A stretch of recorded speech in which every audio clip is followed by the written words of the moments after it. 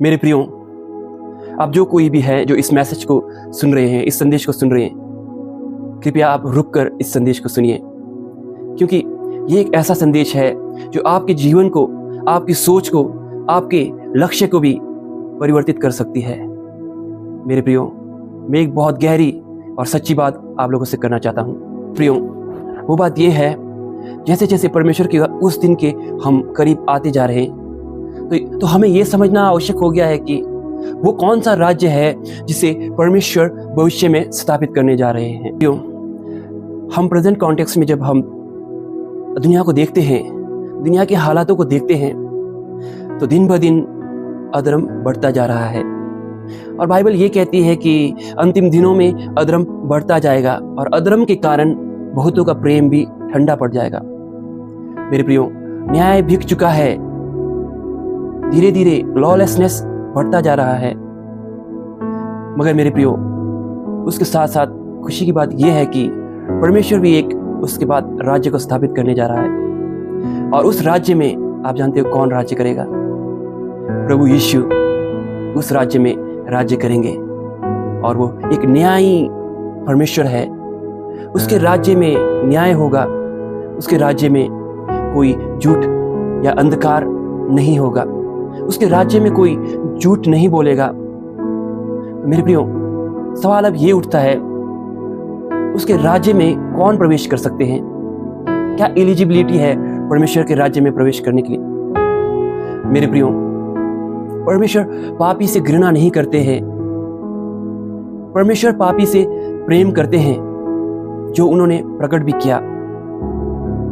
Bible में लिखा है, जब हम पापी ही थे तो मसीह यीशु हमारे लिए मरा क्रूस के ऊपर। मेरे प्रियो, प्रभु यीशु जब इस संसार में थे तो उन्होंने पाप के साथ कठोरता का व्यवहार नहीं किया। मैं एक घटना की ओर आप लोगों का ध्यान आकर्षण करना चाहता हूं। एक बार बहुत सारे धर्मगुरु और बहुत सारे लोग एक व्यभिचारिणी स्त्री को पकड़ करके लाए, जो व्यभिचार करते हुए पकड़ी गई थी। वे ये चाहते थे, वे यीशु को परखना चाहते थे, देखना चाहते थे कि ये गुरु होकर इसको व्यवस्था के अनुसार सजा देता है या नहीं।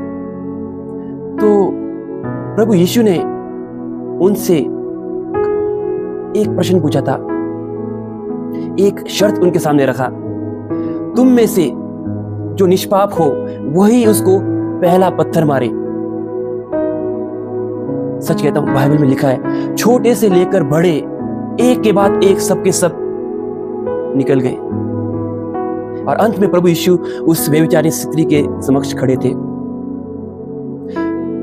तो प्रभु यीशु ने उनसे पूछा, क्या तुझे किसी ने तुझे दंड दिया? प्रभु ने कहा, जाओ, मैं भी तुझे दंड नहीं देता, आगे से पाप मत करना।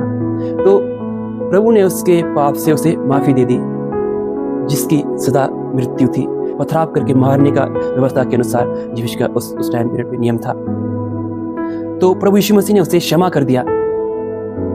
हालांकि प्रभु यीशु उसे पत्थर मार सकते थे, क्योंकि प्रभु यीशु निष्पाप था, पर प्रभु यीशु मसीह ने ऐसा नहीं किया। प्रभु यीशु मसीह ने उसे क्षमा किया, उसे जाने दिया। और उसके बाद प्रभु यीशु पापी से घृणा नहीं करते हैं, परंतु पाप से घृणा करते हैं। पाप बहुत ही गंभीर चीज है मेरे प्रियो, बहुत ज्यादा गंभीर। पाप को लाइटली ना लें। आप जानते हो क्यों? क्योंकि इसी पाप की वजह से प्रभु यीशु मसीह ने अपने ऊपर इतना भारी दंड सहा, इतना भयंकर क्रूस का मृत्यु उन्होंने उसके लिए हमारे लिए सहा।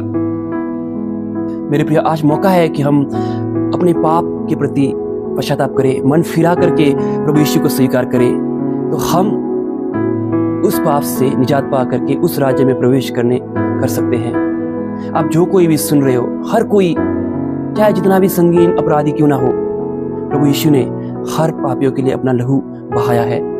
आप जो कोई भी मेरी बातों को सुन रहे हो, आप भी उस राज्य में प्रवेश कर सकते हो। आप जानते हो मेरे प्रियो, ये कोई मैं कहानी नहीं बता रहा हूँ, ये कोई फिक्शन नहीं है, कोई ये मनगढ़ंत कहानी नहीं है जो मैं आप लोग से कह रहा हूँ। ये रियलिटी है, ये होगा। प्रभु यीशु मसीह ने कहा है कि वो फिर वापस आएगा और वो न्याय करने के लिए आएगा। अब वो पापों की क्षमा के लिए नहीं आएगा, अब वो न्याय करने के लिए आएगा। अब जब वो न्याय करने के लिए आएगा तो मैं आप सबसे कहना चाहता हूँ, कृपया अब अपने मन को फिराएं और प्रभु के पास आएं। वो अभी भी आपको अपना सकते हैं। यदि आप पाखंडपन को छोड़ करके, अपने अपराधों को स्वीकार करके, ये कह करके मैं पापी हूं, मेरे अंदर ये पाप है, instead of covering that sin, confessing that sin, सच में मेरे प्रियो, अपने पापों से मन फिरा करके प्रभु यीशु मसीह के पास आए। वो वैद्य है, वो आपको चंगाई देगा पाप से। वो छुटकारा देने के लिए आया, पाप से छुड़ाने के लिए आया, पाप में पड़े हुए पापी को हत्या करने के लिए नहीं आया, उसको एक नया बनाने के लिए आया है, उसको एक नया व्यक्तित्व बनाने के लिए आया है।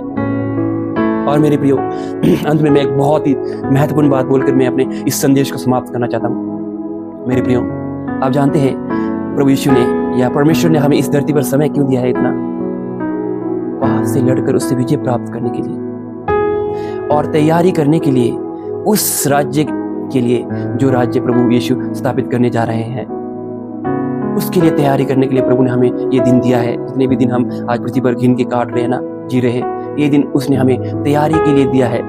तो मैं आपसे एक सवाल करना चाहता हूँ, आप तैयारी कर रहे हो क्या? आप कौन सी तैयारी कर रहे हो? आपका क्या लक्ष्य है? किस ओर आप जा रहे हो?